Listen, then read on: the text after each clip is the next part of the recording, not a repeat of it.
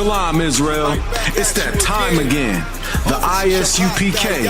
under Commanding General Yahanna presents the Lord's 57th Annual Passover. That's right, the Lord's 57th Annual Passover, April 4th, 2026 in Houston, Texas. All Black, Hispanics, and Native Americans are commanded to observe the Lord's Passover. This will be the biggest Passover to date. You do not want to miss this. Fresh lamb, fresh wine, and bitter herbs as commanded by the Most High. Only $200 per person ages 17 and up. The biggest event of the year. There is only one Passover, and it's under Commanding General Yahanna. See you there, Israel. Shalom. Nobody else there to compare to. Train for war, men of war, and warlike apparel. Prefer our leaders, can't get between us. Watch where you stepping. Just when I think you couldn't possibly be any dumber, you go and do something like this and totally redeem yourself. Ice raids crazy.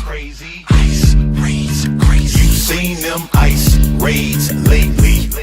Ice raids crazy. They kidnap men and the ladies. Ice raids crazy. And separate them from they babies. Ice raids crazy. Ice raids crazy, tearing up dreams in the night, kicking down doors, flashing light, causing fright. Mama in the kitchen, baby crying in her arms. Agents storm in, yeah, they sounding their alarm. Who the real criminal when they snatching up the meek? Chains on the innocent, silence on the weak. They call it law, but I call it co-abduction. Ripping souls apart, yeah, that's government corruption. Land of the free, man, that's a contradiction. Cause freedom got conditions in this twisted jurisdiction. White man came, took the land, drew borderlines. Now they calling Mexicans illegal, that's another crime. Ice raids crazy, kidnapping in broad daylight. Separating families, that's wrong, it ain't right. Tears on the pavement, kids with no translation. America preach love, but they practice damnation. False news paint black and brown faces as a threat. But we the hardest workers, bleed sweat, living in debt. Building skyscrapers, mowing lawns and serving plates. The same ones they hate keep America great. It's hypocrisy with badges, patriot disguise. Call it national security, but it's genocide. Stolen land, stolen lives, stolen pride. The truth don't hide, it bleeds from the inside. Ice raids crazy. Ice raids crazy. You seen them ice raids lately? Ice raids crazy. They kidnap men and the ladies. Ice raids crazy. And separate them from they babies. Ice raids crazy. Ice raids crazy, propaganda so sick. Fox News talking lies, playing politics. They say protect the border, but they guarding the ghost. From Tijuana to Texas, it's stolen land coast to coast. You can't deport the people from their native land when your racist flag flew in with a bloody hand. Cages and babies, what kind of nation is that? The cries echo loud, but they turning their backs. If the law is unjust, then justice ain't lawful. A badge on your chest don't make you Godful. They label them illegal, man, that word is obscene. Remember the first these were wigs and they called it the American dream. Ice raids crazy, it's a modern day lynch. History repeats, America don't flinch. Ripping roots from the ground, they call it immigration. It's really reincarnation of colonization. They say we all human, same blood, same beat, but they judge by the border and the color of your feet. No heart, no mercy, no ounce of grace. Just politics of fear in a racist face. From Rio Grande to the California coast, they hunting my people, good people, ghost of the ghost. Black and brown unity, we all grew up. If you don't like it, take your dog ass back to Europe. Ice raids crazy. Ice raids crazy. You seen them ice raids lately? Ice raids crazy. They kidnap men and the ladies. Ice raids crazy. And separate them from they babies. Ice raids crazy. Ice raids crazy. Ice raids crazy. You seen them ice raids lately? Ice raids crazy. They kidnap men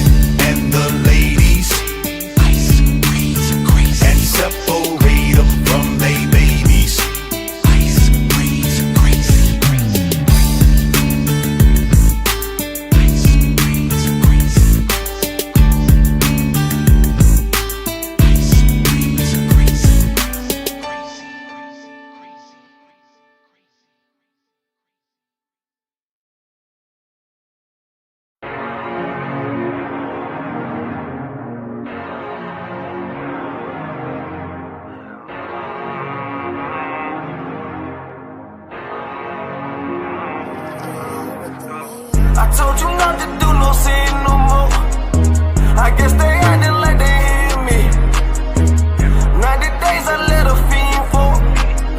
If this what you want, you best go beast mode. And she said, baby, I know you legit. Baby, I know you legit. She said, man, like you don't even exist.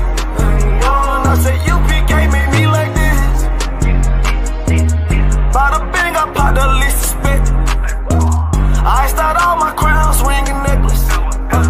Do what the men above had taught me. Hey, you say I play too hot, no coffee. I had to change my life like this, yeah. I'm taking life for what it is, yeah. Quit acting blind, you need some lenses. Abiding by the damn scriptures, hey.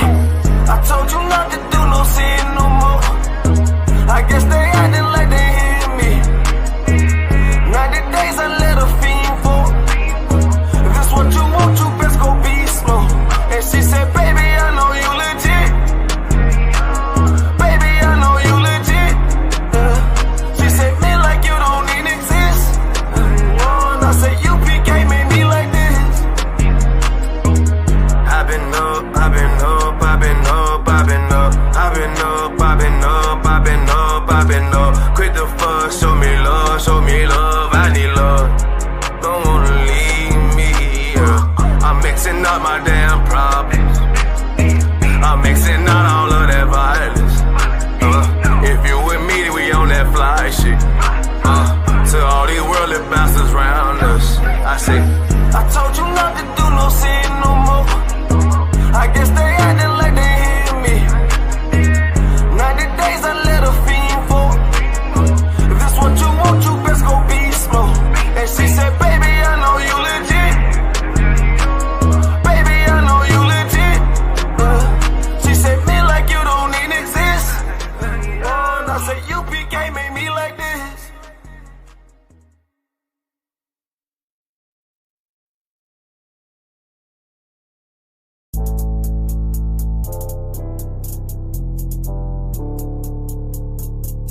According to God, the white man is the devil. You see, I've been in here for a little minute. You know what I'm saying? And I see niggas, they like to talk a lot. They like to claim leadership. They like to claim this and that. You know what I'm saying? They like to be above what they really is and have authority. But they don't really need that authority. They don't really know what to do with that leadership. You understand? You hold hands with this white ass, need to stop and ask you to give a damn what you talk about. Don't give a fuck what you believe, nigga. Gotta stand up and serve my God. We don't pray on our knees, nigga. Yeah. See, everybody ain't with all that peace talk. Everybody ain't with all that. Let bygone be. Boy, ask you to stop and ask you to profit. It's about to get serious. When they hit us with dope and kill us with crack, where the fuck with your leaders? I'm curious.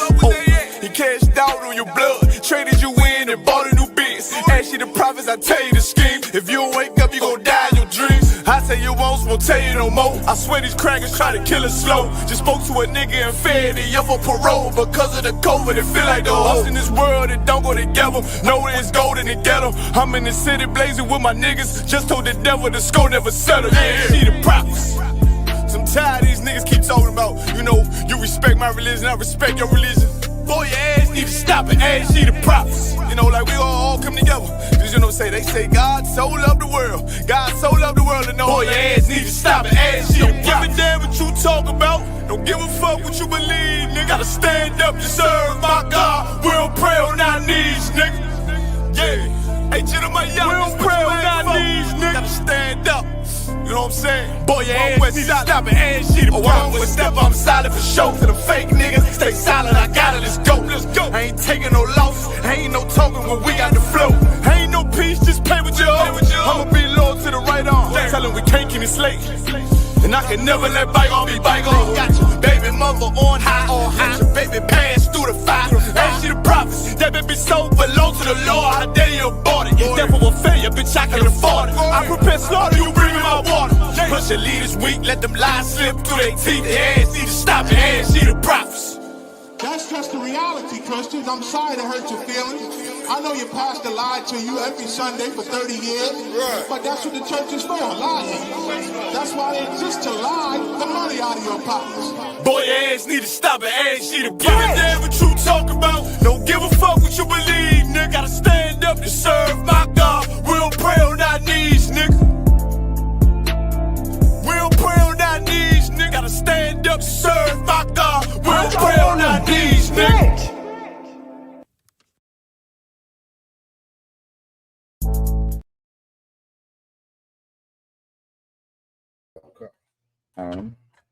All right, no sweat.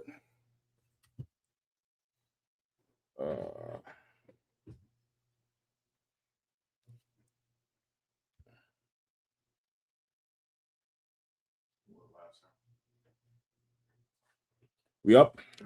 All right, let's go. Is this camera a while back? It looked a little slanted in it. At least to me. I don't know if it is. But Quash got to tell you though, because he's seeing it. Is it straight or is? Yeah, it look? I'm looking at it. It look a little lopsided.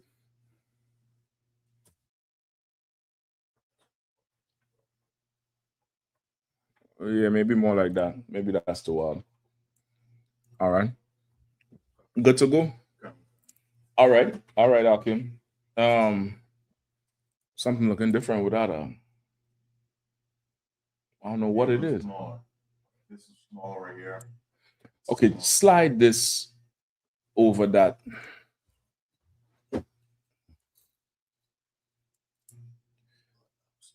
No. Follow what I'm telling you. Just focus and follow what I'm telling you. Go and slide over that way. Slide over that way, some brother. All right, and then we'd move this. Slide this over. These two things. All right, a little bit more uniform now, right? Slide over a little bit more. Yeah.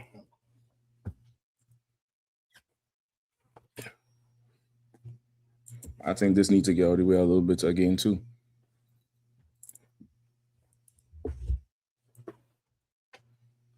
Yeah. Maybe these are the slide. It's definitely off center. I could see it. All right. So we could go as is. And just for the sake of time. But it definitely was a little bit off center, all right? If you all need help with setting up center, always set up with a man in a chair. Just let a man sit in a chair is a good reference point to how everything is, and you'll get it. All right. Sometimes doing it by eye, you just sometimes you miss. All right. We good to go? Stop it up. Yeah, Yashimata Bashim Yashai to all the brothers and sisters, I.S.U.P.K, Washington, D.C, under command and Journey Yahanna. Scripture breakdown / law class. We're going to run all the way into it. You all know the world is fully gearing up for the war. I don't know. Me personally, I don't have the patience for it. I'm used to the when I see you, it's on site, and it usually be that. It usually be that thing. But they're shooting down niggas' drones. Niggas ain't doing shit. They kidnapping niggas' friends. Niggas ain't doing shit. I don't understand this is what's going on here now. Why you have all these weapons for? What are you doing? What are you doing all of that shit for? You know what I mean? What are you doing all of that mess for? I don't get it. So, McQuash, you know it's bad when I nurse any coffee out. You know it's bad when I nurse any coffee. I damn near want to say put a smidgen of jack in this thing to get me all the way right. You know what I mean? Put a smidgen of jack in this thing, but I'll forbear for now. You know what I mean? So all right, we are at the top of what? Black History Month. There's a whole lot that could be covered. Everybody understand that, our history, of course, expands the whole year. But since they devoted, and a lot of our people who in the world primarily focused on the time now as Black History Month, we're going to definitely, throughout this month, I think all the brothers is going to be touching on different things. You all know Monday is the history class, Tuesday is the brotherhood class, Wednesday is the scripture breakdown / law class. So all the way through, brothers are going to be bringing out different parts of, Black history worldwide, in America, Caribbean, Latino territories, all the way through the month for the most part. And it's not because, you know, we into the whole spirit of Black History Month, but because you into it, and we know you listening now more than ever. So we're gonna definitely give you more of it and show you how it, you know, aligns with the Bible and pertains to the Bible. All right. I'm gonna take questions. We're gonna be running it down, you know, like a freight train tonight. Running it down like, you know, get off the tracks, nigga. Get off the tracks. We're coming through.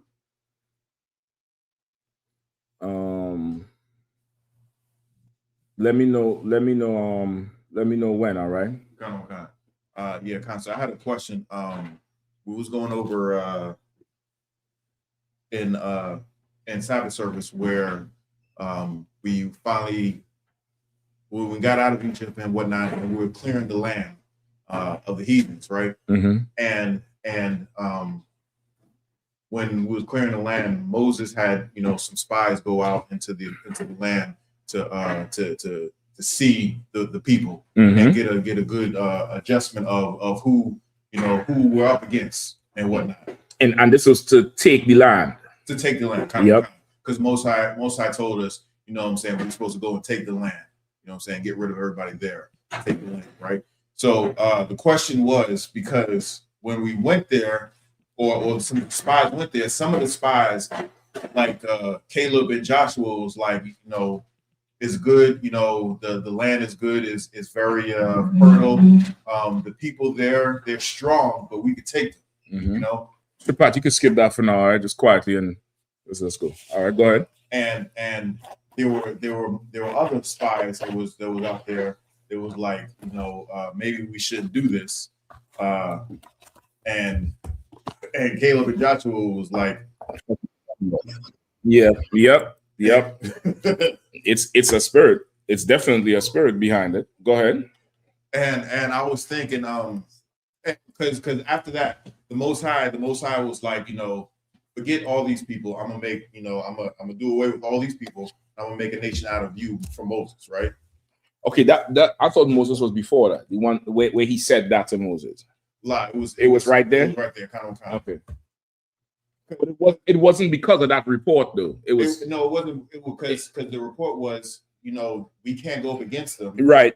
They're gonna kill us. Right. And you will have the Most High God had to come out, bring us out of captivity, and die in the wilderness. We should just go back to Egypt. Mm-hmm. And then that's when the Most High was like, I'm gonna do away with all of them and just make a right. He said that, I think, because we was bitching. We started to, you know, be niggas again. Go ahead.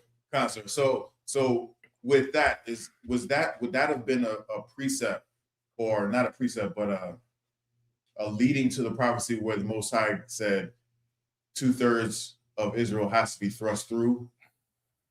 Because that wasn't he didn't do 2/3. You probably might want to pull it so everybody knows.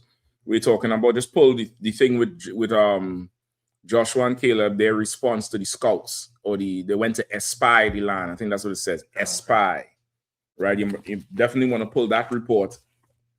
And then Israel, you know, whining and bitching. Like, we had a problem of just fretting. We were fretting and whining and bitching since coming out of Egypt. And you really have to understand it. It's like, you ever see that movie with Cedric and Martin Lawrence when they go into some family reunion, but they all from one of them is from the city. I forget which one. He's like he was the one. Okay. And him and his family is just so uncomfortable out there. They're just bitching and fretting, and it's too hot. Okay, that's on a small scale, and that's just one family. Imagine now, even right now today with the snow, brother. You know, I have kids. I put them to work, right? So like, I try to save any most non-child labor way I could say it. So we out there getting into the snow. I'm showing them how to break it up, because it's not snow, it's, you know, the ice on top. Just getting them a little schooling, brother. And these two cars pull up right in front of us, like this. So I done started back up already and have the whole plan for if them doors open and somebody come out there, they ain't supposed to come out. So I end up sending the girl over by the shrubs. And I'm watching to see, well, what the fuck is going on?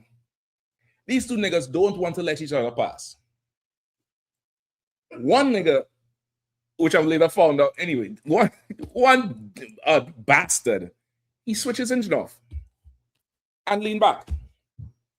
So I call her. I say, come stand and look at this. I said, tell me what's going on. And she says, stupid people. And she started running down. I'm like, if a child could understand this shit, what the fuck is y'all doing? Y'all as adults. There's snow everywhere. This is an unprecedented weather, incident.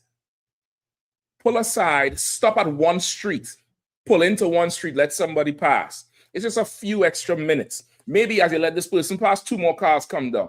Nigga, just chill. But now, y'all pile up, and guess what happened? People pile up behind them.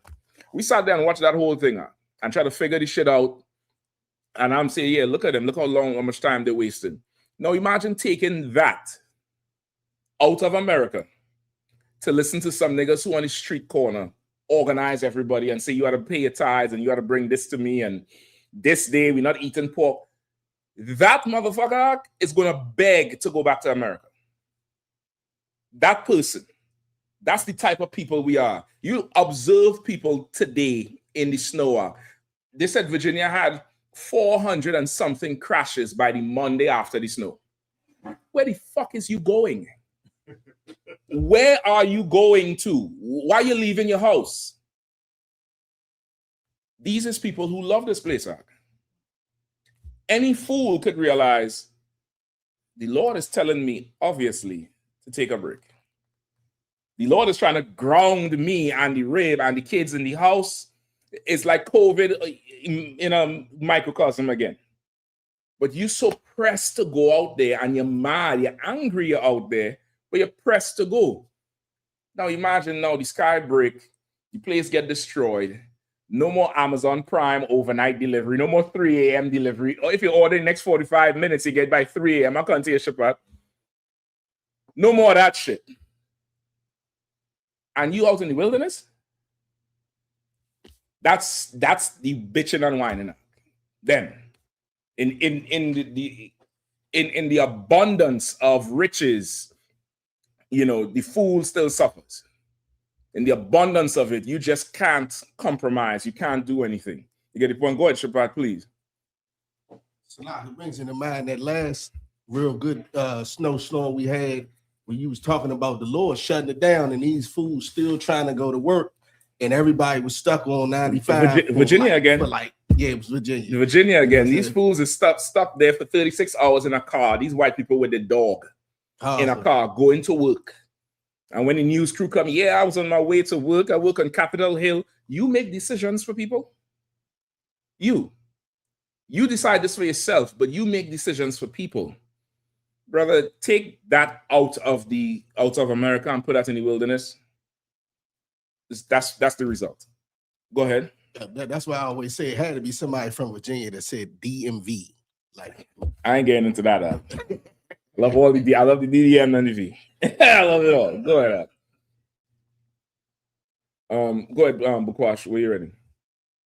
Okay, sir. This is Numbers 13 and 17. And Moses sent them to spy out the land of Canaan, and said unto them, Get you by this way southward, and go up into the mountain, and see the land what it is, and the people that dwell therein, whether they be strong or weak, few or many, and what the land is that they dwell in, whether it be good or bad, and what cities they be that dwell in it, whether in tents or in strongholds, and what the land is, whether it be fat or lean, whether there be good therein or not, and be ye of good courage, and bring out the fruit of the land. Now the time was a time of the first ripe grapes. So they went up and searched the land from the wilderness of Zin unto Roab, as men unto Hamath. Right. So this is the Lord. The Lord has given us the land of Canaan, the land of Israel. The Canaanites lived there before. The Lord has given us the land, but we had to go drive them out. It's not you just walk in like it's a gift. You still had some work to do. You get the point? So initially he sent, I think, a one man from each tribe. So I think it's a party of 12, right? He sent one man from each tribe to go check the whole thing out, to spy this land, to go scout it out, to see if this is good. This is a good land for us. And they went to check it, right? Now give me the report. Verse So like 25. Yeah, go ahead. May I take over? It's up to you. So go ahead. Verse 25. Come. Verse 22. This is the book of Numbers, chapter 13, verse 22. What verse you want to man? Go to skip down to 25. 25, come. This is the book of Numbers, chapter 13, verse 25. And they returned from searching of the land after 40 days. And they went and came to Moses and to Aaron and to all the congregation of the children of Israel onto the wilderness of Paran and Kadesh, and brought back word unto them and unto all the congregation, and shewed them the fruit of the land. Verse 27. And they told him and said, we came onto the land whither thou sent us, and surely it flew with milk and honey. And this is hold on. So this account you're giving me here, Bukash, is this Joshua and Caleb, or this is the first group? This is the first group. Go ahead. This is with Joshua and Caleb. Okay, okay, keep it. Go ahead. With Caleb, and is with the first group. Caleb is speaking right here. Okay. And then after he speaks, and other groups come. Okay, no sweat. Go ahead. Come. And surely it floweth with milk and honey, and this is the fruit of it. Nevertheless, the people be strong that dwell in the land, and the cities are all walled, and very great. And moreover, we saw the children of Anak. So like it's Anak, right? What was that? Verse 20 at the end. Okay. Anak there. Verse 29. The Amalekites dwell in the land of the south, and the Hittites and the Jebusites and the Amorites dwell in the mountains, and the Canaanites dwell by the sea and by the coast of Jordan. Verse 30. And Caleb stilled the people before Moses, and said, let us go up at once and possess it, for we are well above to overcome it. But the men that went up with him said, we be not able to go up against the people, for they are stronger than we. Verse 32. And they brought up an evil report of the land which they had searched unto the children of Israel, saying, the land through which we have gone to search it is a land that eateth up the inhabitants thereof, and all the people that we saw in it are men of a great stature. Verse 33. And there we saw giants, the sons of Anak, which come of the giants, and we were in our own sight as grasshoppers, and so we were in their sight.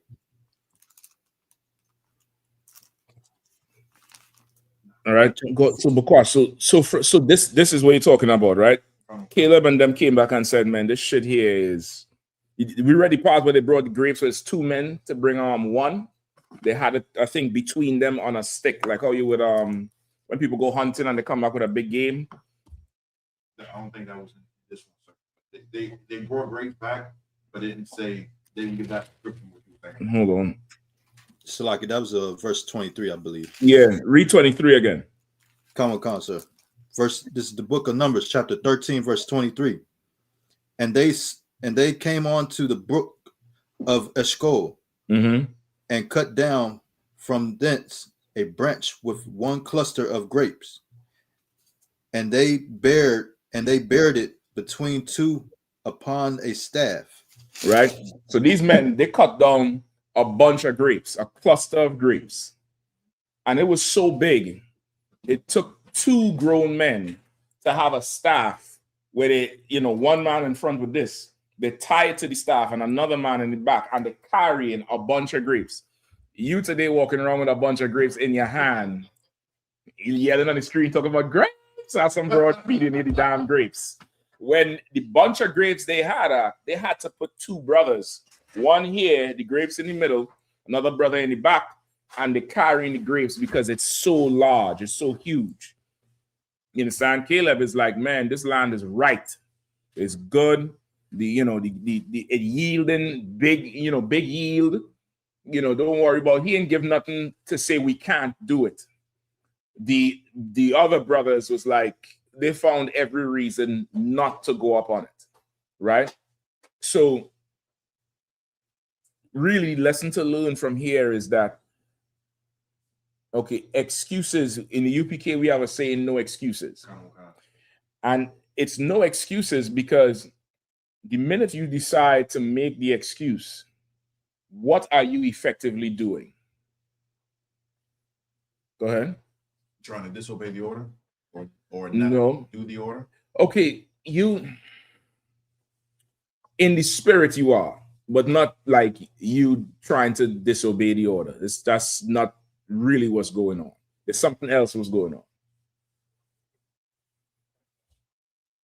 So like you said, not having faith in the Lord. You close to it. You close to it. Not having faith in the Lord. You close to it. You're closer than the other answer. Anybody else? Anybody else want to try?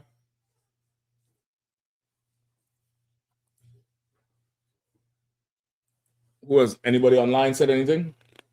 When it says once you make the excuse, you're effectively doing something.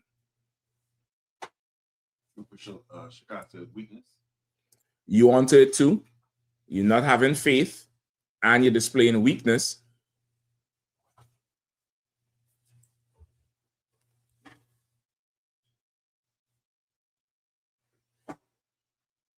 Go ahead.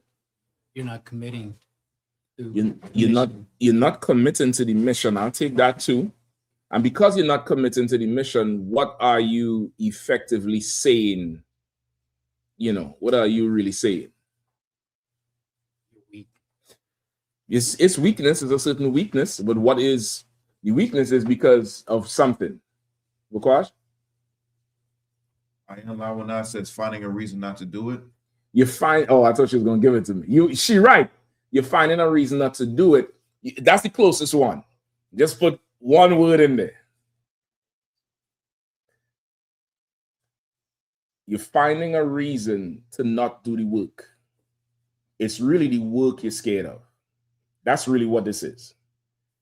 From the time it's like, this is too far, or we can't go there because the men is so powerful and they're stronger than us. You're losing the faith, but effectively, you don't want to do the work it takes to get what comes at the end of the work. In the language of my brothers Judah, this nigga scared, right? That's what it is. You don't want to do the work. You don't want to do the work required to get this thing. You get the point? You don't want to do the work required to get it. You don't want to commit to it. You're too weak to follow through with the work because it's going to take some planning. It's going to take, what else is it going to take to do the work? Courage. It's going to take some courage. What else is going to take? There's something else that is paramount. Sacrifice, sir. Sacrifice. That's definitely doing the work. because they're sacrificing something, but there's something that has to be there. And if that's not there, you really can't do it. Because someone says, a kapa says discipline. Discipline. Discipline. To undertake this, you already know in your mind, this is going to take X amount of time. And for this X amount of time, I can't do what the fuck I want to do. You know what? That line ain't that good. That line ain't that good. Them, them niggas shit. We are grasshoppers in their sight. They like, what man says that? What man says, oh, he's bigger than me? What man says that? That's not our culture. You get the point? But that's you not wanting to do the work, right? And sometimes that happens where you don't want to do the work to get the result. You want the result, but you don't want to do the work to get it. And to get the result, you're gonna have to want to put the work in. You're gonna have to keep your faith. You're gonna have to sacrifice. You're gonna have some courage, because there's gonna come some time, brother. The shit ain't gonna look good. What you see and this thing look like it's the end of you, and you're gonna have some courage anyway. You could be scared, but you're gonna have the courage to act, even though you might be scared, even though you might be feeling that fear. You're gonna have to still follow through, and you're gonna have to have that discipline to do what? Come home, eat, sleep, and wake up and do this thing again, and do it again, and do it again, and do it again. Which is why you have fake Israelite groups. This is a good example of why you have fake Israelite groups.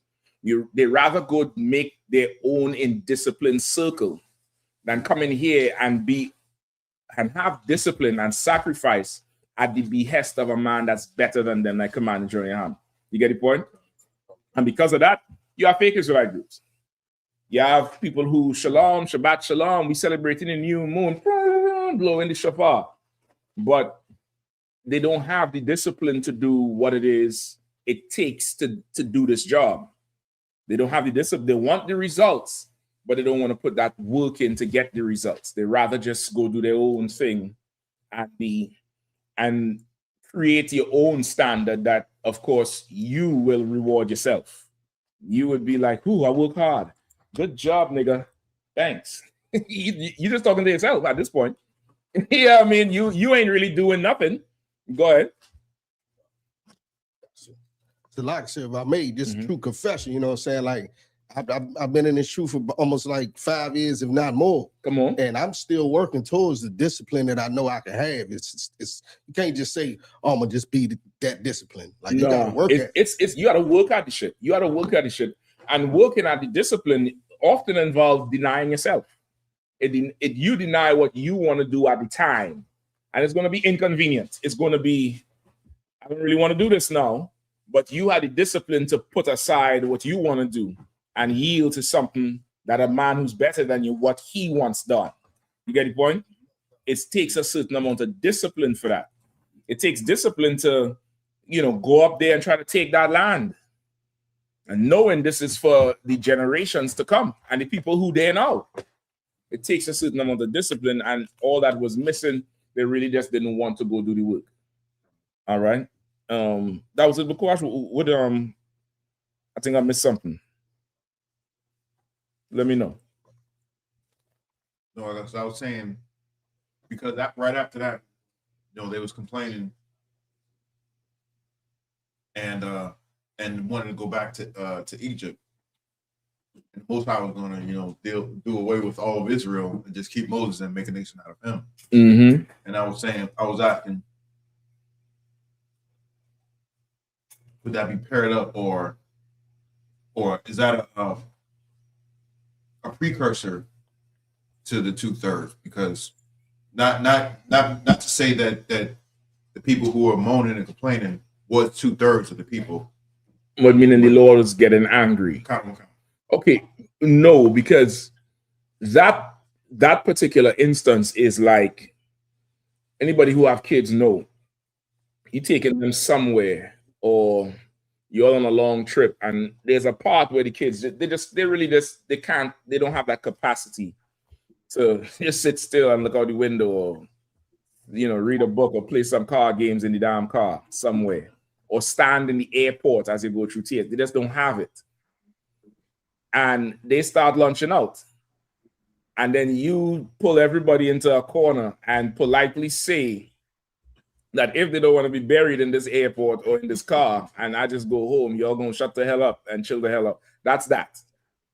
I'm fed up of this shit you're acting with. You'll know what we do, and you'll know it takes a little bit of sacrifice, but when we reach on the other side, you're going to be happy. That's that. The 2/3 thing is more so because we won't change and obey him. You understand? The 2/3 thing was more of we sinning against the Lord and would not change and obey him.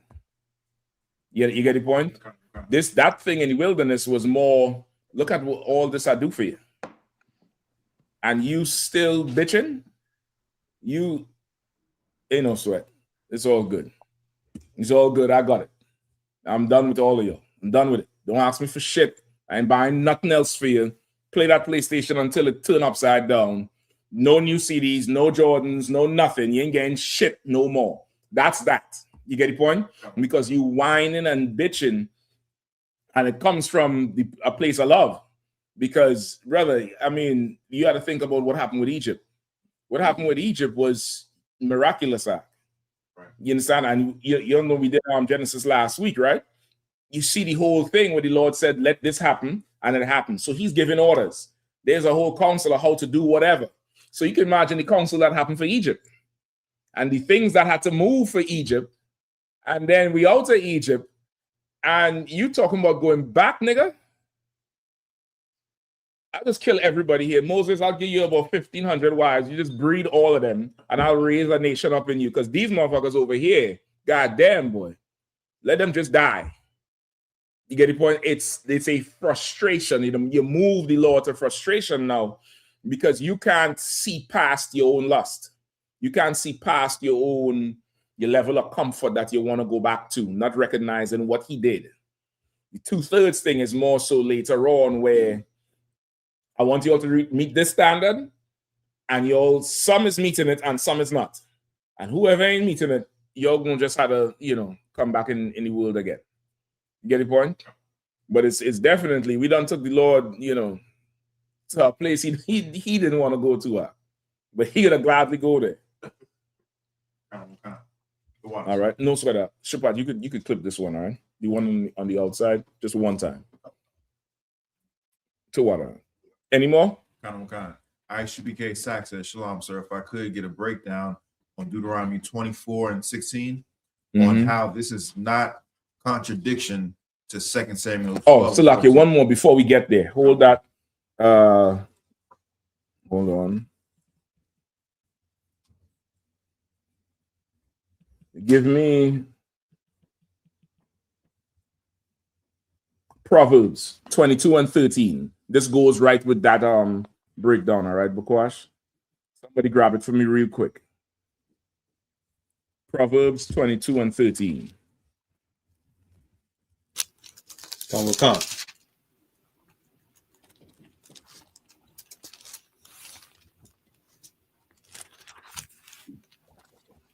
Proverbs chapter 22 and verse 13.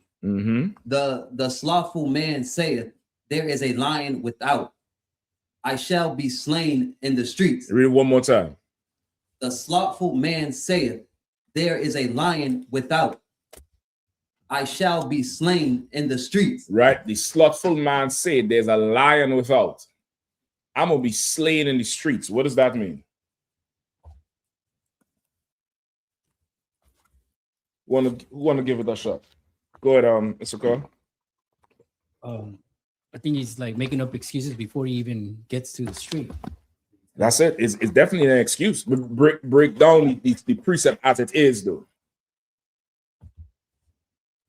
Lawful man saith, there is a lion without. I shall be slain in the street. So the slothful man being a lazy man. Then the lion is the fear of him going out to actually do the work. Exactly.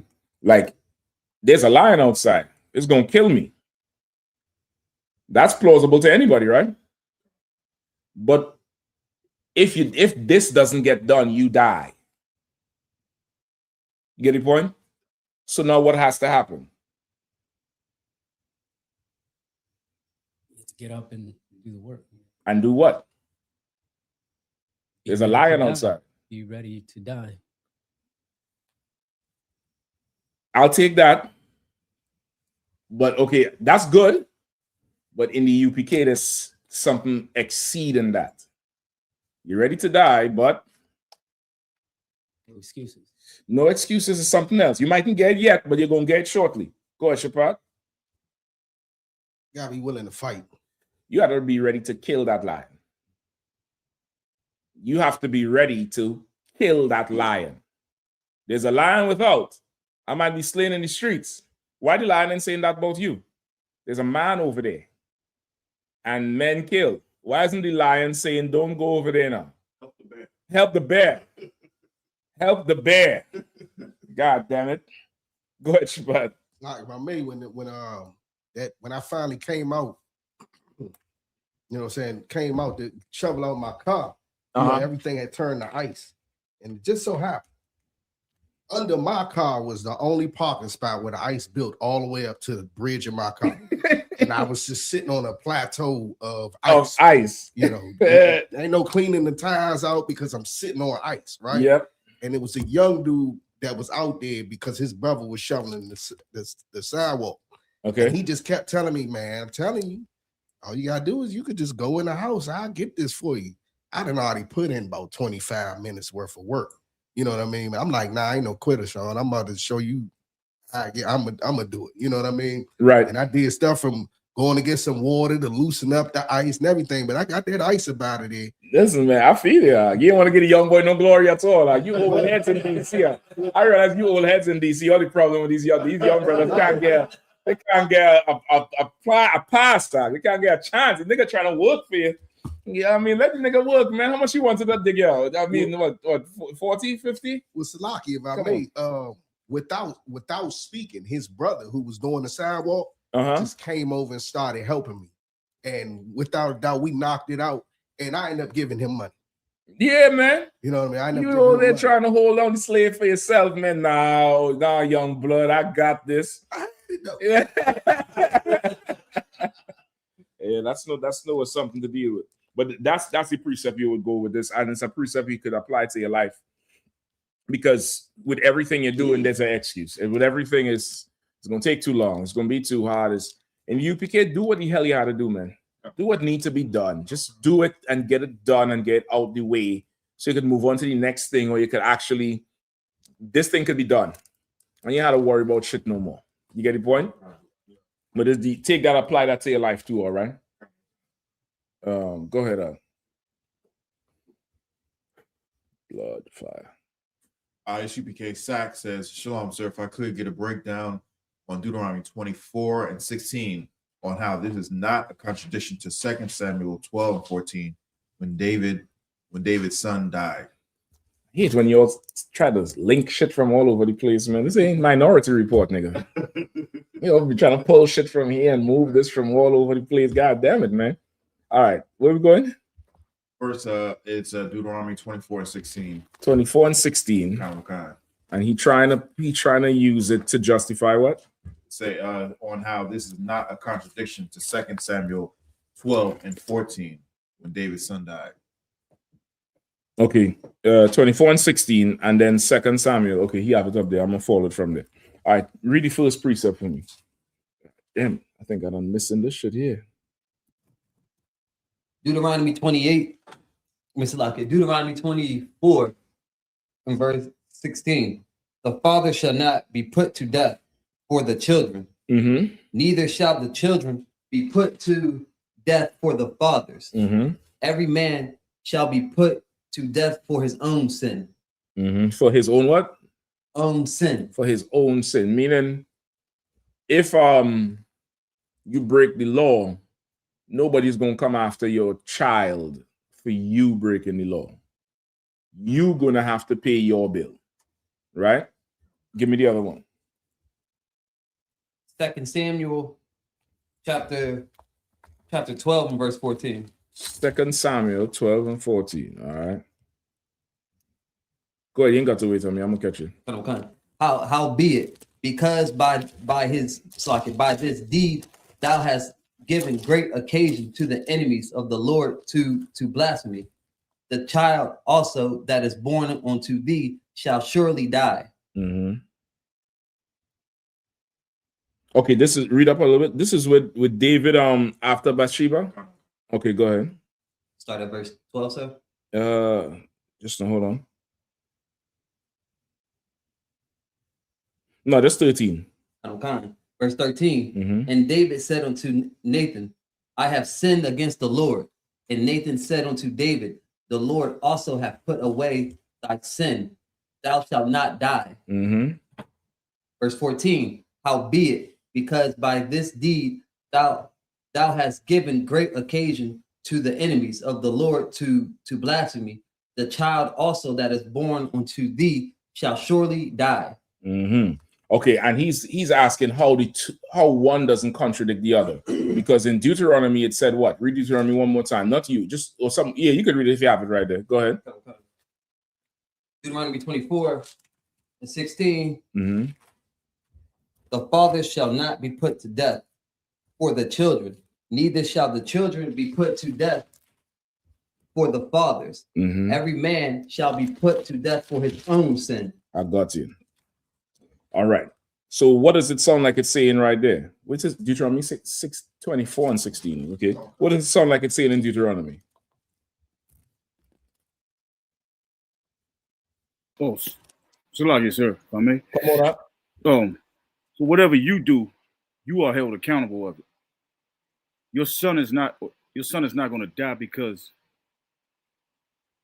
you robbed somebody or you did somebody foul. Okay. All right. There's a mechanism in Deuteronomy that's not in Samuel. Shapat?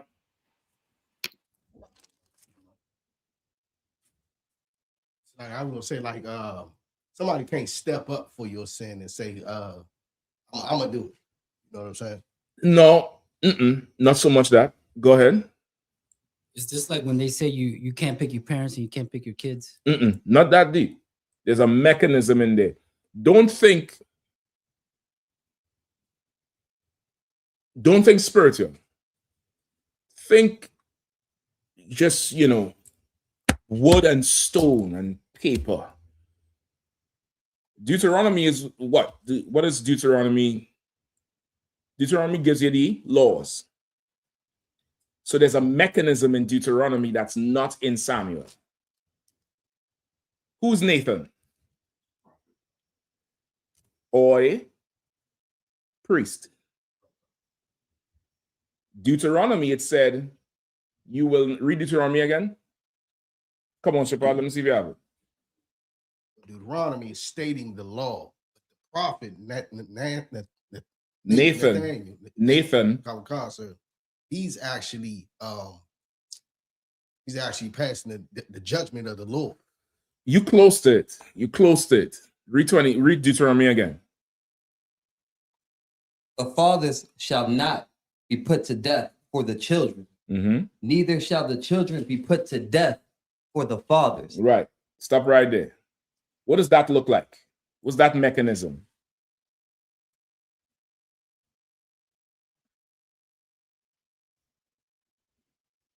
Just think today. Think your justice system. I don't want to give it to you. God damn it. Being put to death means what? Salakia, sir. Damn, y'all need a map, bro. Y'all need Dora the Explorer to find this motherfucker. Y'all need backpack with the map. Salakia, go ahead. Being put to death, you was judged. So what does that look like? That's your penalty. That's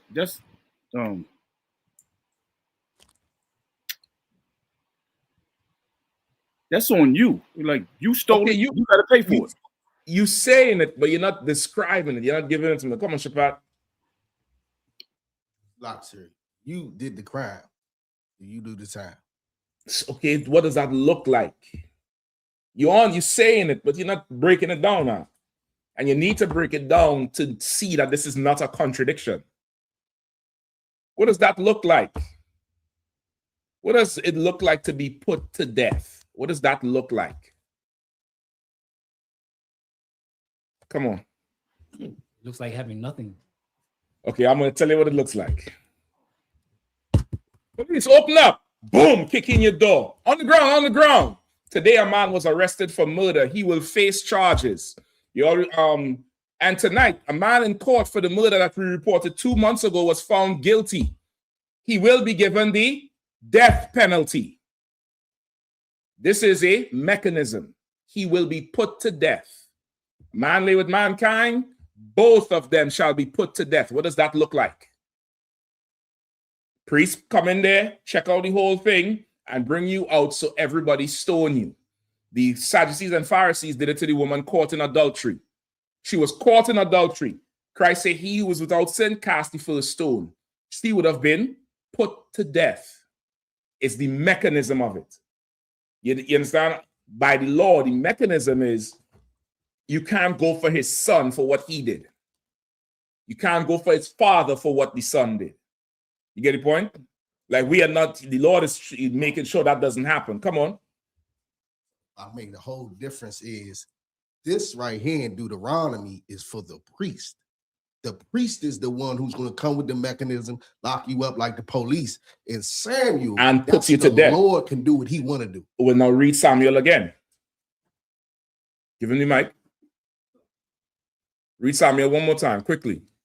Verse 14, howbeit, because by the deed thou hast given great occasion to the enemies of the Lord to blasphemy, the child also that is born unto thee shall surely die. No, so like read from 13. Verse 13, and David said unto Nathan, I have sinned against the Lord. And Nathan said unto David, the Lord also hath put away thy sin. Thou shalt not die. The Lord put away his sin. He would have died. The Lord put away his sin. A crime was committed, and somehow you don't get arrested for it. The Lord put away his sin. That's what it says right there. The Lord put away his sin. Ain't no police kicking in your door for this one, David. But that baby ain't gonna suckle that woman's breast. You get the point? This year, the Lord killed the child to hurt him. The other thing is the mechanism of justice. Is what happens is to be put to death, to be stoned, to have a hand cut off. Hey, what's going on, Cap? To water, to Eric, appreciate that. I'll get a call, all right? Yeah, no, so you could just bring it put somewhere here close to me, all right? That's where I don't forget. You understand? I hope the brother understand. Go ahead, Arawadi. You were saying, what does it look like? Can we say it looks frightening? Okay, you can't. Okay, you're not wrong, but because it's confusing to somebody reading it for the first time, or to somebody who doesn't fully who doesn't fully understand that we are in the business of changing your spirit, being born again, changing who you are as a person. But we are doing a spiritual job in a carnal world. So we build a government. We have a economic system in tithes and donations and camp fund and Passover fee and fines. You get the point? We have food programs. We have GED programs. You could, do some dumb shit and get suspended from the UPK. I mean, I'm talking about a letter with Commander General Yahanna's signature on it. You are suspended until such and such date, until a council is called for you to get back in, just like in any carnal infrastructure. You get the point? Deuteronomy is giving you the mechanism of the law, of the justice system. You get the point? It's like if this man commits a sin, you can't go take his son for it. You can't go take his father for this thing. You had to go get that person. In Chronicles, he committed the sin. He would have been put to death. The Lord stopped it.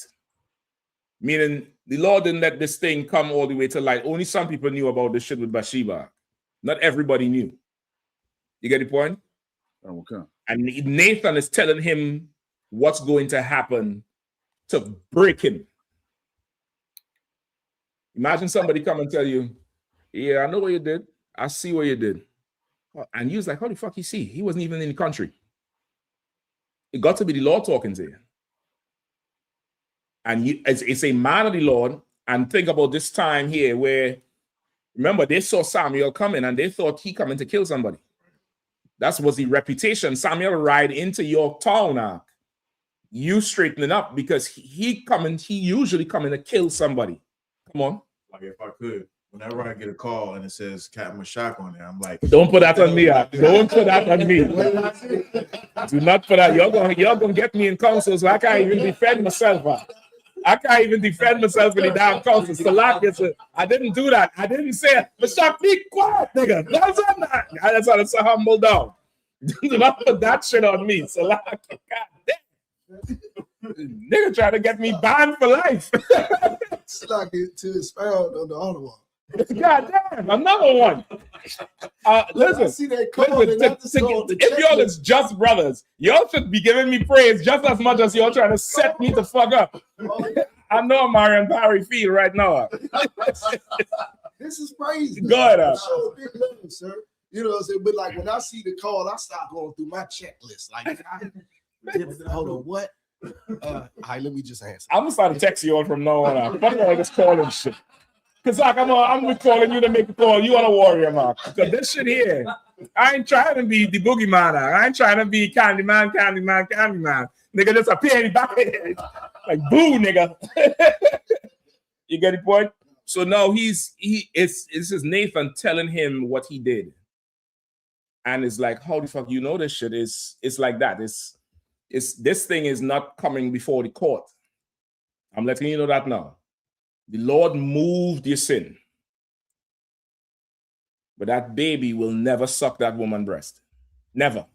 Never get milk from her. And you know it's going to happen, and you can't do anything about it. You can't do that. It was meant to break him. It was meant to teach him a lesson.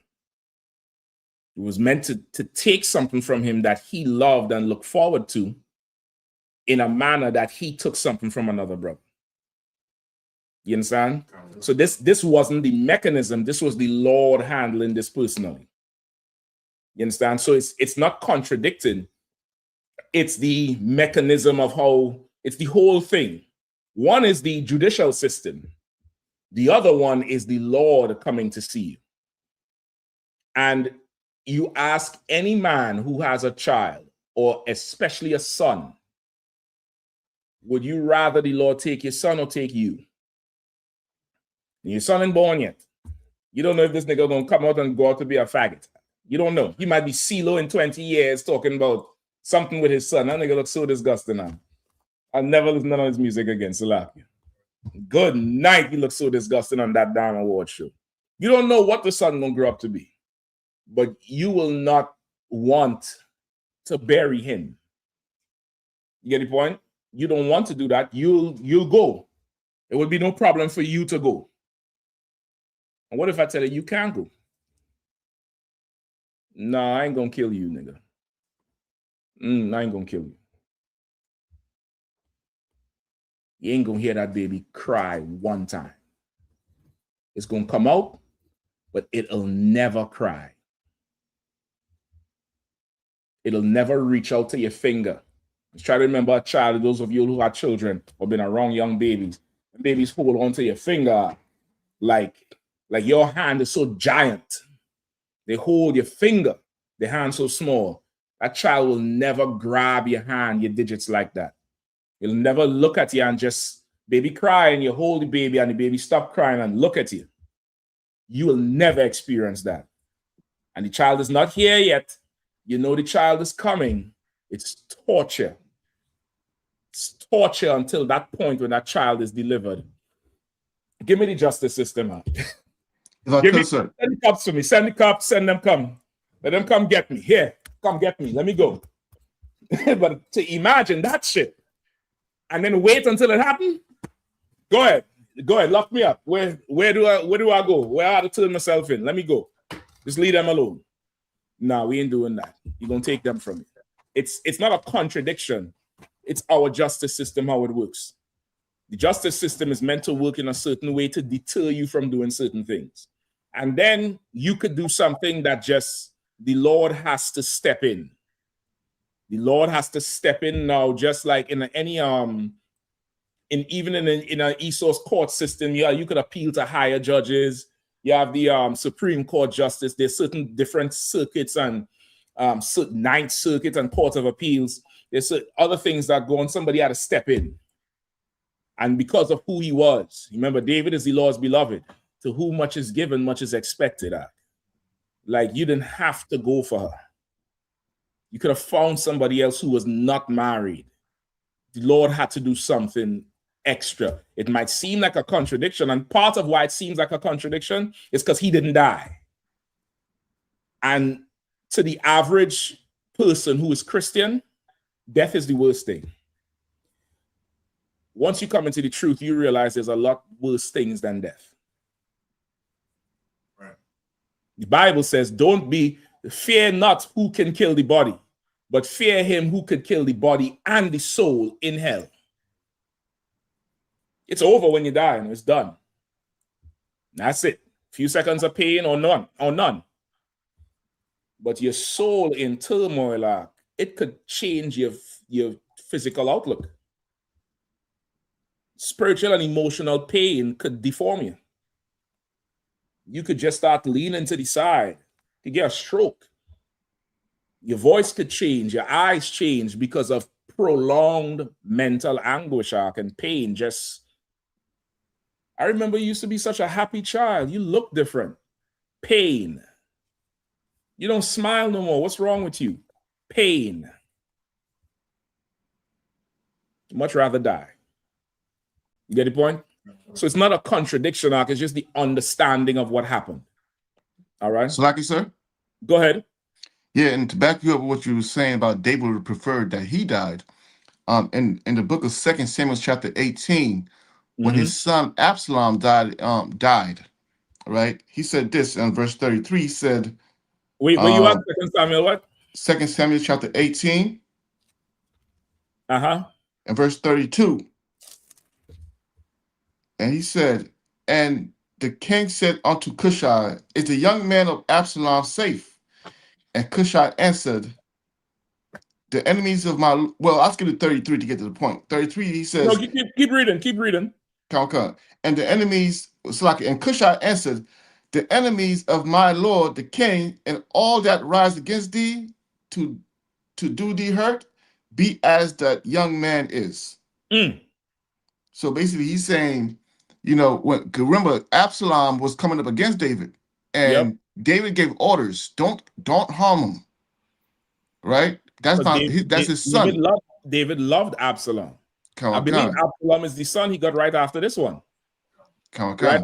Absalom would have been his firstborn because this one is gone. He's like, the Lord, this is, he had to part with this one. Absalom was the next one right after. And boy, it's rough. Go ahead. From here, sir. Verse 33. Verse 33. And the king was much moved and went up to the chamber over the gate and wept.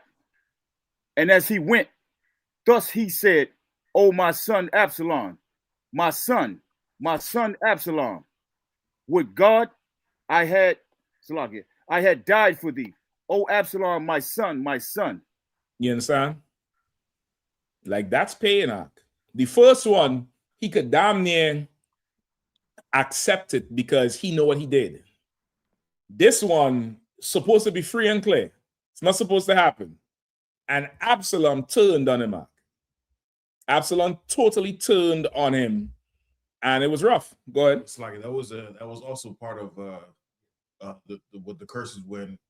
Come on, bring it out. It was part of the curses in 2 Samuel when he said your firstborn is this child is going to die, and then your house will be be divided by the sword, and your son will take your wives and all. So it was a whole list of things. I know he didn't expect Absalom to die. He didn't expect Absalom. He knows there's judgment coming, but he's not expecting Absalom to die. He shouldn't have sent Joab. That's the problem.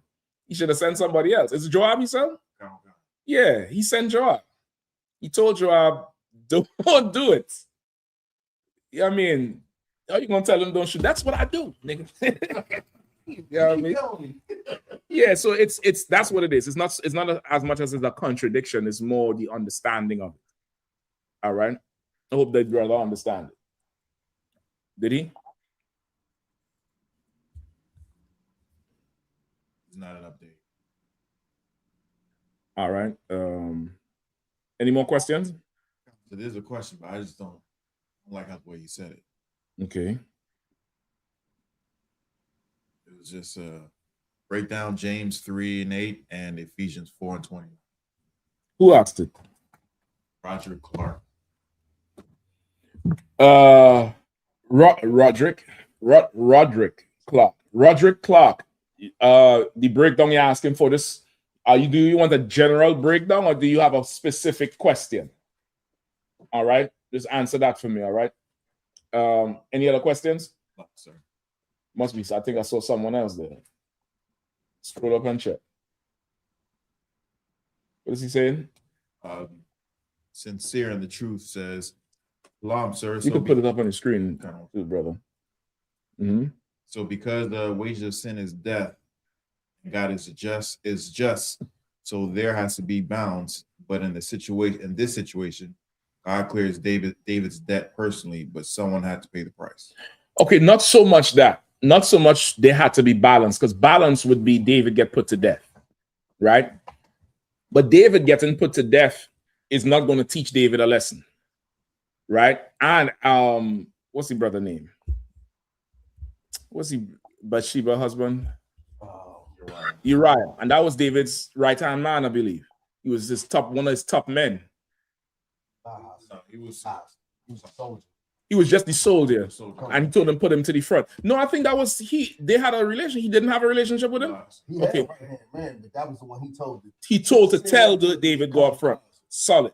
Now he's done dead. He done gone. So there would be no justice to give by killing David. You get the point? It would who's getting justice? Who will justice be served to? Bathsheba? She had to go too, if that's the case. This thing here is to teach David a hard lesson. It's to make him feel pain for what he did to that brother. That's what this was. And the Lord said, okay, this is how I'm going to handle this one. Let me handle this one. And that's really how the system in here works. The system in here is rank and order, right? Okay. You have ascending ranks, descending ranks. Any two brothers, there's going to be a higher ranking brother, a lower ranking brother, a brother that's better, a brother that's lesser. And in any setting, you may have something going on. And let's say you the highest ranking man in the room. Do you go search people at the door? Do you go, tell somebody stop talking because class is going on? There's other brothers for that. And now they may be handling that, and then there may be an offense that you want to bring a certain amount of power down on this shit. That is not in our everyday 1, 2, 3 steps of how we handle things.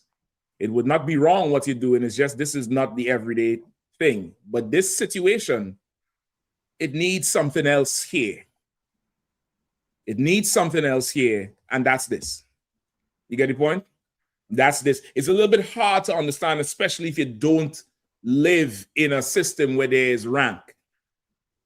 If you don't live in a system where there's rank, it's hard to understand why. But Deuteronomy there's a system for that. This here is, I made the system, I outrank this. I'm going to handle this myself. Y'all don't even worry about that. I'm gonna handle this case myself. Right? Even with Moses in Deuteronomy, what is 1? Moses said, select you wise men from out your nation, 12 from each tribe. Hear the burdens of your brothers, and anything that's too hard for you to handle, bring it to me. I'll handle it. That's our system. You get the point? That is our system. Go ahead, Shapat. I'm about to say too, that you brought it up with Bathsheba. She felt that too. That was her child as well. It's like she was in the transgression as well. As you know, adultery on her husband. That's true, but okay, what is our system also? They both shall die. The man gets charged. Adam got charged for what Eve did. You get the point? Come. Even though Adam did it, but Adam is the one he held responsible. Come. You get what I'm saying? Come. So like I said, go ahead. And it's an excellent lesson for brothers today. I mean, because as humans, we have this thing where we bargain, right? We're gonna try to bargain and see what we could get away with, and say, you know what, I'll be willing to lose this if I get this, right? But the book of Deuteronomy, like Hebrews chapter 10, verse 31, Hebrews 10, verse 31 says, it is a fearful thing to fall into the hand of the living God. Boy. I mean, when he comes to collect, sir, what you think you're going to lose is not what you're going to lose when he comes to collect. Exactly. Like the Lord is not a man where you could fight an enemy and he could look, you could look at his shoulders, you could look at his hand, you could look at his stance and tell certain things. The Lord is not like that. The Lord sees things you don't even know is there that you would care about if you lose it. You don't even know this thing is there. You don't, that's not something that you are conscious of. You get the point? That's not something you're conscious of. The Lord could come see you in a way, brother, that you are totally negligent of. You don't even know. And when it hits you, you're gonna be like, what the hell? And it's the Lord. Like the Lord he'll step to you in a different way. He'll touch you in a way that, you know, it's gonna break you. It is going to break you. Go ahead. Warrior, take this from me, all right? I'm a concert. Bakwash is gonna say something? Salaki. Yeah, kind of. There's a call online. It's like 1 second. It's Nawan Yala. Okay. You online right now, Nawan.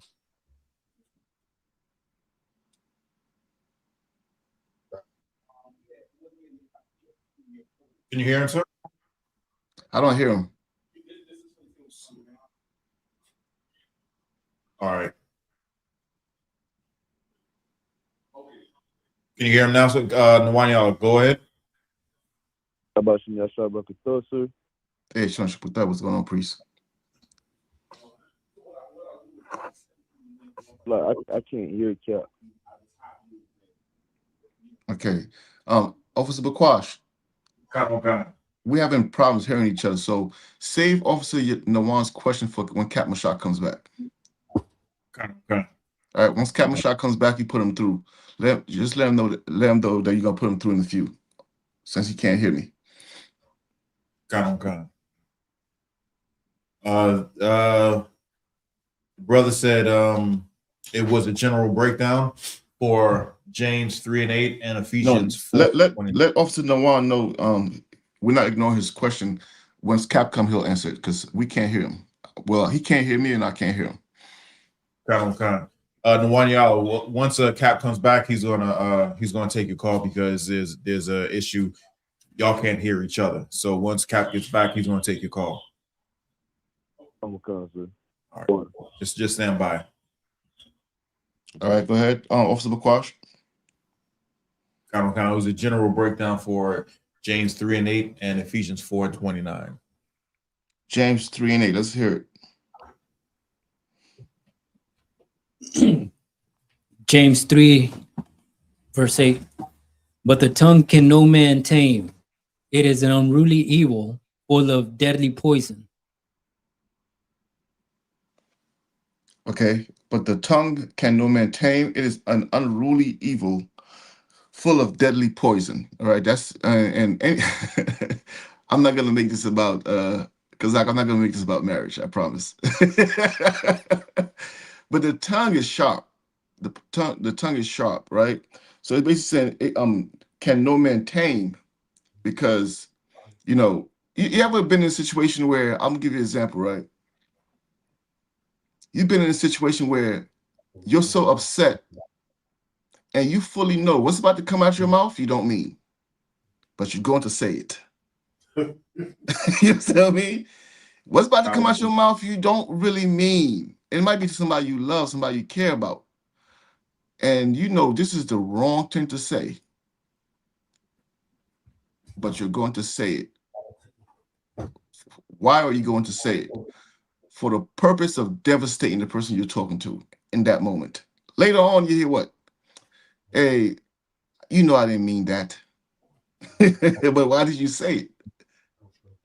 You understand what I mean? So let's hold this here and go to the other scripture he wants to compare it to. Go ahead. Ephesians 4:29. Go ahead. Ephesians 4:29. Let no corrupt communication proceed out of your mouth, right? But which is good to use which is good to the use of edifying, that it may minister grace unto the hearers. Hold on. I can cap my shock's back. Salaki, sir. All right, what was the question? It was a general breakdown for James 3 and 8 and Ephesians 4:20. This is the same one Roderick asked? He just wanted a general breakdown of James 3 and 8. All right, let's get it quick. Which one are we reading now? Ephesians 4:20. Well, read James 3 and 8 again for Captain Shock. Okay, no sweat. 2 out of 2. Warren. That's what, sir. Say again. It's cussing wrong. Fuck no, cussing ain't fucking wrong. God damn it. No, it's not wrong, but it's not. It could be offensive. All right, it could be offensive. It's not unlawful. It's not a sin. It's not foul language, but it could be looked at as foul language. It could be looked at as offensive. All right, is that what James 3 and Ephesians is? I guess so. Let's go through it quickly because I have something I want to go into real quick. And we tonight we're going to end 9. Come on, Yahanna gonna be on live at 9. Everybody tune in, go like, share, and subscribe the channel. The real General Yahanna gonna be live from 9 p.m. tonight. All right, let's go. 3 and 8 quickly. James 3 verse 8. But the tongue can no man tame. It is an unruly evil, full of deadly poison. All right, and what's Ephesians? Ephesians 4:29. Let no corrupt communication proceed out of your mouth, but that which is good to the use of edifying, that it may minister grace unto the hearers. Right. So that the Christian reading this would think that somebody saying "fuck you, motherfucker" is corrupt communication, or don't go nowhere. Regash, I'm gonna need it right there in Ephesians. All right. They'll think it's corrupt communication, or what it says in Ephesians again? Let no corrupt communication proceed out of your mouth, but that which is good to the use of edifying. Warrior, go ahead again. That it may minister grace unto the hearers. So like about that. You in James or in Hebrew? Ephesians, sir. Ephesians 4:29. Okay, read again. Let no corrupt communication proceed out of your mouth. Right. But that which is good to the use of edifying, that it may minister grace unto the hearers. Okay, so now that we got a little bit more understand of the spirit of the brother's question. I'm guessing he's asking, is it tawab to use to curse, right? Like Cap said, it's not. You understand what I mean? We have because if you can find it, what's that scripture where it was a prophet, he heard or seen the children of Israel speaking in a different language, and he started to whoop them in there. Let me try to find it. Con, let me try to find it. So like it. Yeah, so the previous one also in James, it's not about cussing, because somebody could use a cuss word not in a bad way. You understand what I mean? So for example, in James that we read earlier, read James again. James 3 and verse 8. But the tongue can no man tame. It is an unruly evil, full of deadly poison. Right. And you know the difference between when you're being attacked with the tongue versus when you're not being attacked. You know what I mean? I'll give you an example. Some people consider the word nigger a curse word, right? But if somebody say, yo, this is my nigger for a long time, that's not a curse word. A salaki, sir. No, you're right. You're absolutely right, Warren. And this is for Roderick, if quote unquote cussing is wrong, how can I tell a whore stop being a whore? Like, what am I going to do? Call her a prostitute? Something that sounds professional? Something that sounds dignified? You get the point? It sounds like, you know, it's a that's what it says. She's a working girl. She's a prostitute. You're a slut. That's offensive. And it's supposed to offend her lifestyle. How can I tell a sodomite stop being a faggot? They don't like that shit. It's to offend you. The Lord said, all your righteousness is like a menstrual cloth.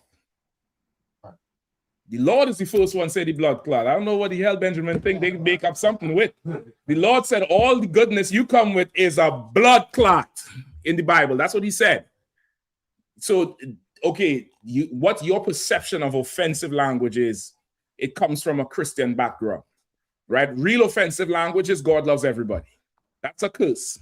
Real offensive language, let me tell you how that's a curse. Because Dylan Storm Roof walked into a church in South Carolina, AME Baptist Church, and because those people there thought God loved everybody, there was no security, and none of them attacked him, and they just let him murder them because God loves everybody. Jesus Christ is a white man. That's a curse. That's foul language. That's, what does it say in Ephesians? It's not good for edifying. It's not good unto edifying, because how could you reconcile the world with your own thoughts if the greatest man to walk the face of the earth is the same race as Donald Trump? How could you reconcile your thoughts with that? How? He's a Christian, you a Christian. How could you even reconcile it? That's foul language. Go ahead, quickly. Could this precept fit in there? Isaiah 58:1, cry aloud, spare not, lift up thy voice like a trumpet, and shoot my people their transgression. Yeah, that one could work too, the spare not. Come across, sir. The spare not could work, but okay, not so much that you really want to show you don't even have to move from here. You really want to show the difference between what you consider obscene language, you get the point? Or coarse language, like you would see when you're watching Netflix or Amazon Prime, contains coarse language, versus, you know, you were born that way. That's another foul language. You were born that way. You had no choice in who you love. Love don't know love. You know, that's foul language. My body, my choice. Foul language. Right. Foul. Horrible language. Surely, Roderick, that's way worse. Me saying, fuck you, motherfucker, can't hold a candle to my body, my choice. How many people did I kill by saying that shit? My body, my choice murdered, I think they say 18 million babies since Roe versus Wade. 18 million babies. And I'm sure close to half of that is black people. I'm sure close to half. Go ahead. Black and Latino. It's like if I made in Ephesians, it says corrupt communication, which is criminal. It's criminal, so it's against the law. Exactly. To say you can eat pork. That's corrupt communication. Mm-hmm. You saying something against the law, that's corrupt communication. Corrupt meaning it's not whole. It doesn't have integrity. It's not holding its integrity, or it's rusted and broken and old and worn. That's corrupt communication. Not me saying fuck you or what the fuck or shit. No, that could be offensive. Somebody might be like, please, can you speak a little better? And I might say, what the frig? Oh, fudge. Shut the front door. I mean, maybe I'll say that to help you out. But it's a difference. It's a difference with it, but that is not wrong or anything like that. Just that's what those two precepts mean, all right? Go ahead. Slaki, sir? Go ahead, quickly. If I could, sir, Slaki, I won't be long. And growing up in a Christian church, I definitely understand the question. You understand? Because we're trained as to what our ears are allowed to hear. So, for example, when I first came into the school, I would say, I probably can't say the word now, but the K-I-L-L. The Lord's gonna K-I-L-L the white man, right? And my sister was cut me off and said, why you gotta say K-I-L-L? Why you can't say destroy? Right? Because that's more of an acceptable word. So I said, well, the scripture says, fear not him who could kill the body and not the soul, but fear him who could destroy the body and the soul. So which one would I be at that point, kill or destroyed? And she was shocked because we're so used to certain words just go smoother in the Christian church. So if we use the wrong word, we can't digest it. And so is the way of how we speak. And like if we use any cuss word, they can't digest it. But like you said, my body, my choice is easily digestible. Listen, it's not that they can't digest it, it's the white man ain't co-signing. The white man don't like the word kill because he a killer. he here kill too much. He think you talking about him. You get the point? It's just it's because he doesn't co-sign the goddamn thing. That's really why. Because our lens is through his lens. Everything we deem as right and upright is through him. Come on. It's like, if I may, I just always heard this precept with this one. If I could, the book of 2 Corinthians chapter 11, verse 6. But though I be rude in speech, yet not in knowledge, but we have been thoroughly made manifest among you in all things. Right? Rude in speech, but not in knowledge. That's Paul, of course, defending how he spoke. So all that is it. It's just the understanding of it. Now, is it expedient to, use quote unquote curse words everywhere? Hell no. There's a time and place for everything. The Bible said that your words be seasoned with salt, to speak a word in due time. If you want to be an effective communicator, effective speaker, you would know when to use what. Just like an effective boxer doesn't throw a haymaker, and he knows how to use a jab. He knows how to use a body shot. An effective, sports player, any athlete, a basketball player, he knows when to pull up. He knows when to drive. He knows when to draw the foul. You know what I mean? Football players know when to run the ball outside, when to throw it outside. You got to have a certain amount of skills and know when to use it and not just use it because of how you feel. You get the point? So it's an art form, like in anything, it's an art form. And that's what this is. All right. So I hope that clear up the question for the brother. If I could, right quick. Yeah. It's wild because the white man, he's such a devil. Everything that he tell us that we not supposed to say, on the internet, looking at when I be doing the research on, certain articles and then looking at the police and the feds press conferences, they say we have to say unalive. They say right there on national TV, they say murder. They say we can't say we have to say sexually, harmed, sexually, they say straight up rape. They say straight up rape. They do it all the time. Yeah, it's really what he co-signs and what he doesn't co-sign. You know what I mean? But of course, being skillful, and our job is largely speaking, you have to know when to say what. Depends on your audience, depends on the point you're trying to make more so than the audience. But you take everything into consideration. Just like if you're going to play an away game at a very forward playing team, you might have to play defense for a long time to draw them out, and then you hit 2 good counters and win the game. You get the point? It's tactics and strategy to drive it home. Yeah, you understand? So it's right on topic. Martin Walker says, Shalom coming in late. However, is it wrong for your rib to use cuss words when she expresses herself? Shit. I think that's a personal choice, Ag. I think that's a personal choice. Me personally, there's certain expressions she better say it, or else we're gonna have a problem. She better say it. She better say it all loud with every fiber of her being, or we're gonna have a problem. Right? Now, I don't know what the expresses yourself means in your situation. If maybe it's arguing, I don't know what you're talking about specifically. But it's not, okay, this is what I would say in general. This is not specific. This is in general. In general, you want to recognize that a woman, even though she has breasts and a vagina, which you don't have, is an absolute person just like you are. She's a human being with feelings and emotions, and she gets frustrated just like you do. She gets angry just like you do. She gets happy and finds pleasure just like you do. And sometimes a brother can put too much of a cover on a woman because in his mind, she's a woman. She ain't supposed to act like that. And that could be you. That could be your ideals that you putting on. And nothing wrong with having ideals. Maybe you should find a sister who has the same ideals. But at the same time, she might need to say, what the fuck? And she might need to do that from time to time. She might need to get it out. She might need to. You get the point? So I wouldn't say for sure it's wrong. No, as in anything, there's a certain way to do everything. You get the point? There's a certain way to do everything. Now, if you're saying she's disrespecting you, that's something different. But your words was stand up on the screen, brother Savak. God damn. Right? Is it wrong for your rib to use cuss words when she expresses herself? Expresses herself. That's what I'm focusing on.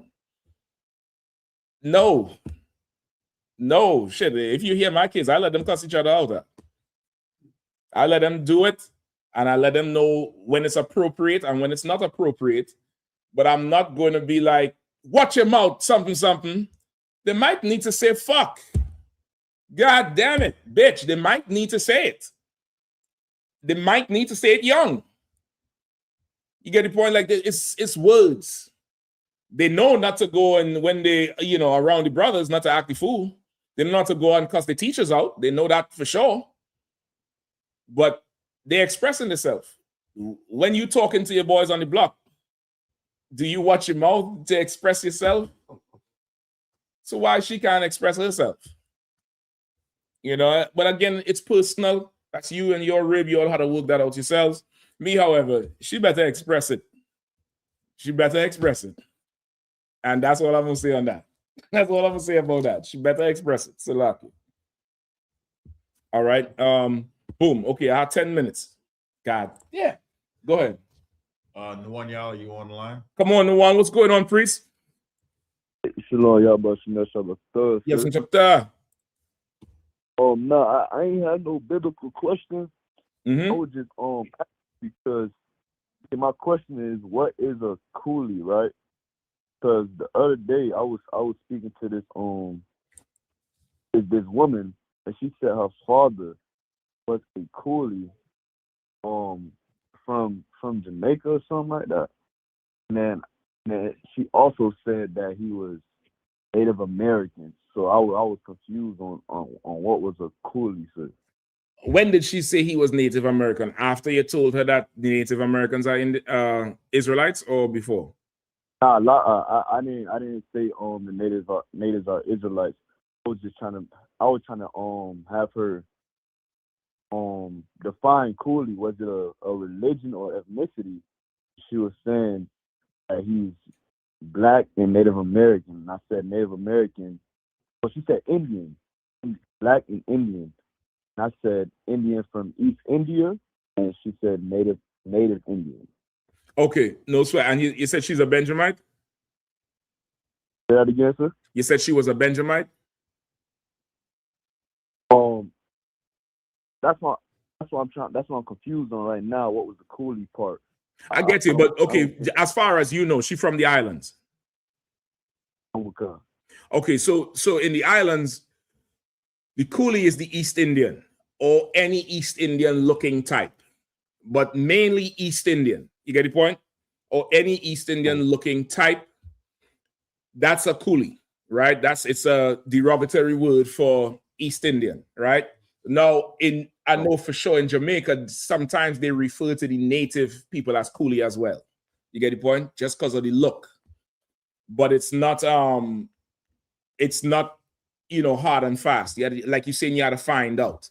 But the coolie has typically been the East Indian. Some people loosely refer to the native people as coolie as well. They refer to Arabs as coolie, right? They'll say the same thing.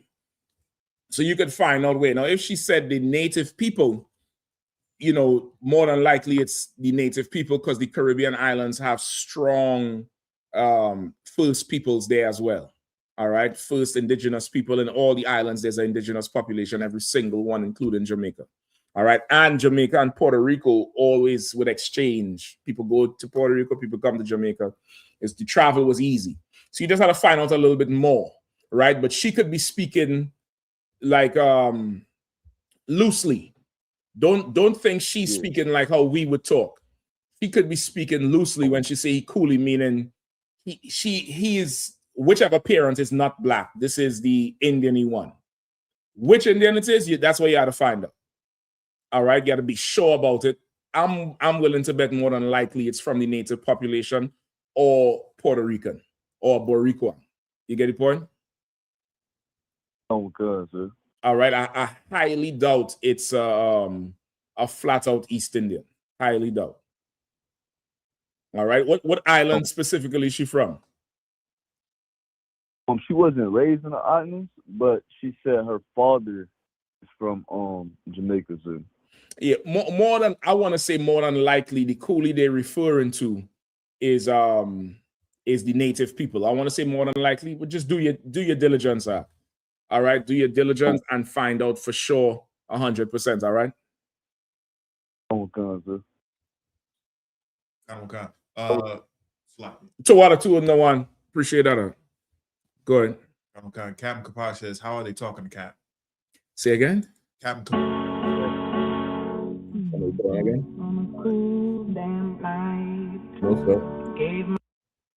Captain Kapash says, how are they talking to Cap? What do you mean? Because the one y'all was talking, he was like, how? Oh, there's a number to call in. There's a number to call in. You can put the number up on the screen. All right. I definitely ran out of the time more than likely. I could take some more questions because you had to modify that title. I'm gonna go into I'm gonna do this next week. All right. Okay. I'm gonna do this one next week. I think I might be right up on the time shortly.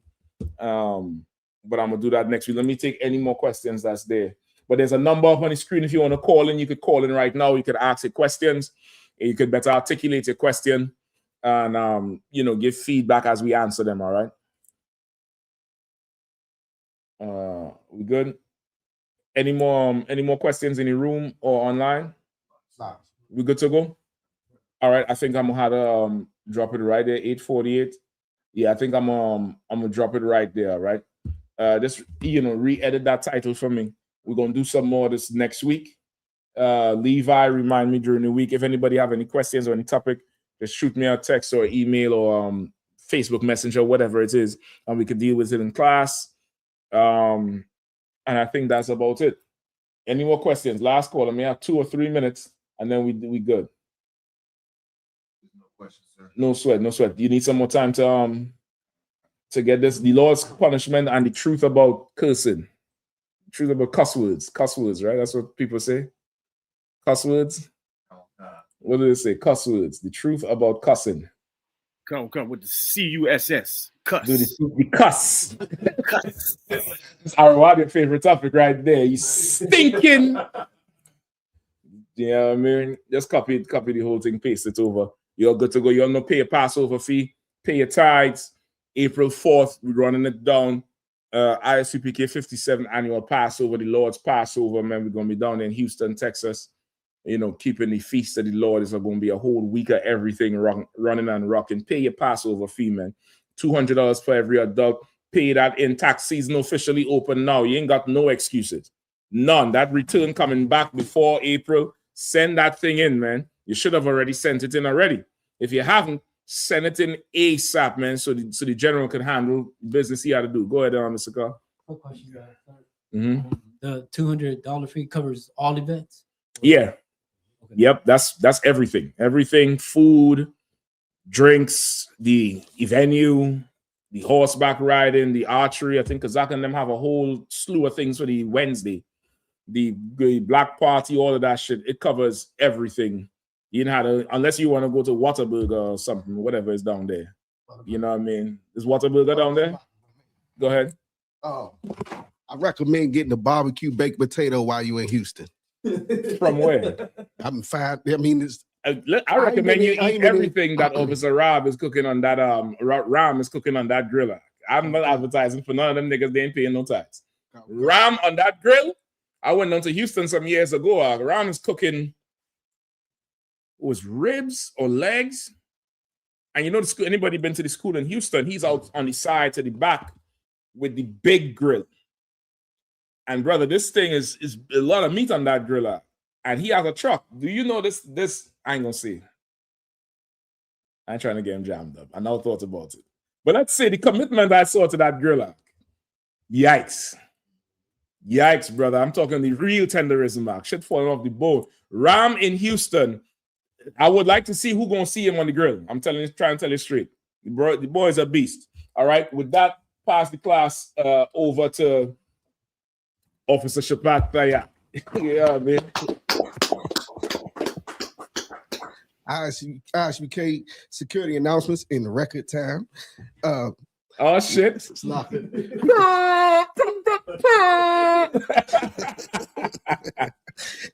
Sir. We are I.S.U.P.K. out of 1 West 125th Street, Harlem, New York, under command of General Yahanna. Rules for new brothers and sisters. When a new brother or sister comes into the school, they are off limits for 6 months. They're to be saluted only. They're here to share themselves with the world. Salak. Yeah, Salak. They're here to share themselves with the world. After 6 months, if a brother or sister has an interest in a particular person, he or she must get permission from the head to speak to a brother or sister. There's another 6 months in which the brother or sister will court each other. After this 6 month period, the brother or sister will get permission from the head to marry. TITHES, which is a commandment. You can find this in the book of Numbers, chapter. Yeah, I've been saying this wrong. Chapter 13, verse 21. And the book of Malachi, chapter 3, verse 8 through 10. Means 10th in Hebrew and is pronounced ma'ashera. 10% of every penny of any increase the Lord gives you, give it to the treasury department or teacher. Priest fund, free will offering for priests, not mandatory, whatsoever amount you like to give. Upcoming holy convocation, Purim, 14th day and the 15th day of the 12th month, Monday the 2nd of March, and Tuesday, the 3rd of March, 2026. You'll find us in the book of Esther, chapter 9, verse 20 through 31. Also, again, we got the Lord's 57th annual Passover, Saturday, April the 1st in Houston, Texas. From April the 1st, April the 4th. Saturday, April the 4th in Houston, Texas. From April the 1st to April the 5th, got nothing but nonstop events. $200 is your Passover fee. This $200 covers all events. If you're over 17 years of age or older, $200, that's your Passover fee. Make sure you get that in ASAP. Also, make sure you hurry up and book your hotels, get your travel arrangements together. I believe that is it. So, did you have anything else? No, we good. Come calm. Remind Occupant Aquat and check on social media such as I.S.U.P.K. Come on, concert. If anybody wants to remind Occupant Aquat and check on social media such as ISUPK.com, Facebook, Twitter, YouTube, and so on for I.S.U.P.K. events and materials. If a brother wants to be a trooper in the school, you should start wearing all black, which includes black boots, black shirts, black pants, black hairband, and scarf. And with that, I say Imadium, which means to stand. We'll give a courtesy salute to the teacher. Men of Israel, Imadium Shabbat.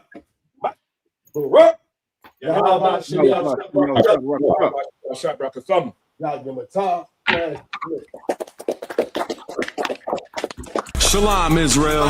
It's that time again. The I.S.U.P.K. under commanding General Yahanna presents the Lord's 57th annual Passover. That's right, the Lord's 57th annual Passover, April 4th, 2026 in Houston, Texas. All Black, Hispanics, and Native Americans are commanded to observe the Lord's Passover. This will be the biggest Passover to date. You do not want to miss this. Fresh lamb, fresh wine, and bitter herbs as commanded by the Most High. Only $200 per person, ages 17 and up. The biggest event of the year. There is only one Passover. Passover, and it's under Commanding General Yahanna. See you there, Israel. Shalom. Nobody else there to compare to. Train for war, men of war, and war like apparel. Prefer our leaders, can't get between us. Watch where you stepping.